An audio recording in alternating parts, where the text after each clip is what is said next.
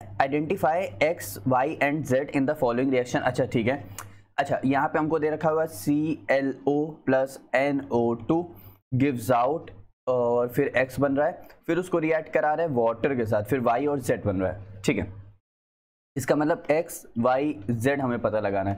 ठीक है, फाइंड कर लेते हैं। देखो यहाँ पे, अच्छा पहले तुम्हें पता है ये ClO क्या है?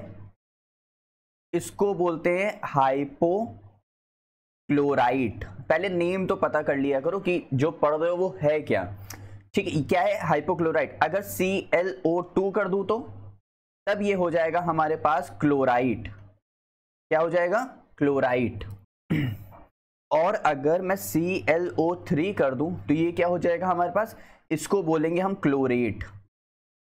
क्या बोलते हैं? क्लोरेट। अच्छा यहां पे ध्यान दो, हमारे पास ClNO2 ClNO2 ClNO3, तो ये सब जो है ये ClNO2, इस सबको हम लोग क्या बोलते हैं? जैसे देखो इसको बोलेंगे क्लोरीन, इसको बोलेंगे नाइट्रेट, क्योंकि NO3 ही तो है ये। देखो ClNO3 यही तो है, लेकिन इसको हम लोग इस तरह ना लिख कर, इसको हम इस तरह भी लिखते हैं और इसको हम इस तरह भी लिखते हैं, तो दोनों में कंफ्यूज नहीं होना। तो इसका मतलब यहाँ पे ClNO3 और यहाँ पे ClONO2 लगभग बात एक ही है, कुछ भी डिफरेंस नहीं है। तो इसको बोलते हैं क्लोरीन नाइट्रेट भी बोलते हैं। ठीक है, इसके और भी बहुत सारे नेम है, पहले देख लेते हैं चलो रिएक्शन कैसे हो रही है। ठीक है, तो यहाँ पे हमारे पास ClNO मतलब ClO है प्लस NO2 है, तो इसको एज इट इज उठा के लिख दिया जाता है ClO और NO2, या फिर ClNO3, इसको ऐसे भी लिख सकते हैं। ठीक है, अब इसका कर रहे हैं हम लोग हाइड्रोलिसिस, यानी X हम लोग को मिल गया है। ठीक है, अब Y से रिएक्ट करा रहे हैं। यहां से हाइड्रोलिसिस में क्या होता है बच्चों? H प्लस OH माइनस, तो यहां से हम लोग के उधर चला जाता है HNO3, तो क्या निकल जाएगा? HNO3। क्यों?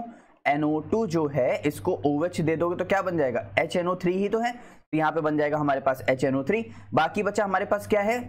H बच गया, तो यानी HOCl, तो HOCl बन गया। तो इसको बोलते हैं हाइपोक्लोरस एसिड। क्या बोलेंगे? Hypochlorous acid. HNO3 nitric acid और ClONO2 क्लोरीन नाइट्रेट। ठीक है, तो हमारे पास यहां से जो रिएक्शन हो जाएगी, यहां से आप ये बन जाएगा, ये बन जाएगा, और प्लस मेरे पास HNO3 भी निकल जाएगा। ठीक है, इसके नेम हमारे पास, इसको हम लोग क्लोरीन नाइट्रेट भी बोलते हैं, ध्यान रखना। नाइट्राइल हाइपोक्लोराइड भी बोलते हैं।